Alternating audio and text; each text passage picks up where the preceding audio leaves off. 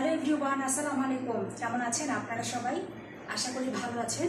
আমি অ্যাডভোকেট হালিমা আক্তার তমা আজ আপনাদের সাথে আলোচনা করব ফৌজদারি কার্যবিধি থেকে ধারা 556 এবং ধারা 561 এই ধারাগুলো নিয়ে। তো চলুন মূল ধারার মূল আলোচনা শুরু করা যাক। প্রথমে ধারা 556, এখানে বলা আছে বিচারকের ব্যক্তিগত স্বার্থ থাকলে, অর্থাৎ ফৌজদারি কার্যবিধির এই 556 ধারা অনুযায়ী মনে করেন আপনি জুডিশিয়ারি পরীক্ষায় পাশ করার মধ্য দিয়ে আপনি বিচারক হিসেবে নিয়োগপ্রাপ্ত হয়েছেন বিজ্ঞ আদালতে। এখন আপনি এমন একটি মামলা আপনার আদালতে আছে, আপনার অধীনে আছে, যেই মামলায় আপনার ব্যক্তিগত স্বার্থ আছে। তো যেহেতু আপনারই আদালতের মামলা, আপনি বিচারক, আপনি তো রায় বা আদেশ প্রদান করবেন। আর এখানে যেহেতু আপনার ব্যক্তিগত স্বার্থ আছে, তাই আপনি এই মামলা থেকে সরে যেতে হবে। আপনি আপনার ব্যক্তির স্বার্থ আছে এমন মামলা আপনি রায় বা আদেশ প্রদান করতে পারবেন না। তারপর দেখা গেছে যে কোনো একটি মামলার রায় বা আদেশের বিরুদ্ধে আপিল করা হয়েছে আপনার আদালতে।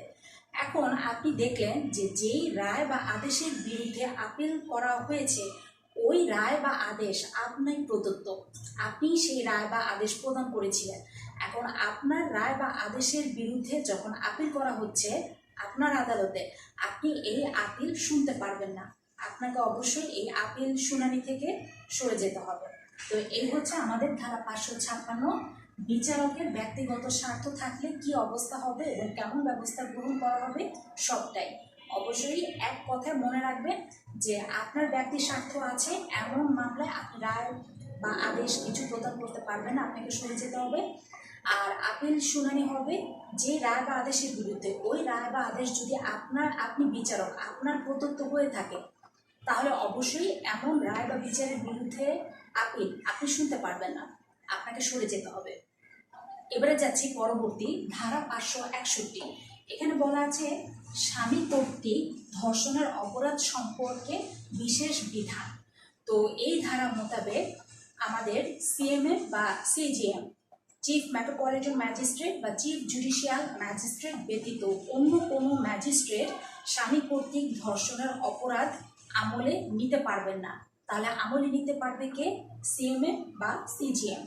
এবং এই অপরাধের তদন্তের ক্ষেত্রে, স্বামী কর্তৃক স্ত্রীকে ধর্ষণের অপরাধের তদন্তের ক্ষেত্রে, সংক্ষেপে ইংরেজিতে যদি বলি ম্যারিটাল রেপ, এই অপরাধের তদন্তের ক্ষেত্রে পুলিশ ইন্সপেক্টর পদের নিম্ন পদস্থ কোনো ব্যক্তিকে নিয়োগ দেওয়া যাবে না। তো এই হলো আজকের ওভারঅল ক্লাস। কেমন লাগলো আজকের ক্লাসটি? অবশ্যই আপনাদের মূল্যবান মন্তব্য কমেন্ট বক্সে লিখে জানাবেন এবং আমার সাথে যুক্ত হতে আমার ফেসবুক পেজটি ফলো বাটন প্রেস করে এবং ইউটিউব চ্যানেলটি সাবস্ক্রাইব করে সাথেই থাকবেন। দেখা হবে আপনাদের সাথে আমার পরবর্তী নতুন ক্লাসে নতুন কিছু ধারা নিয়ে। সে পর্যন্ত সবাই ভালো থাকবেন, সুস্থ থাকবেন। খোদা হাফেজ।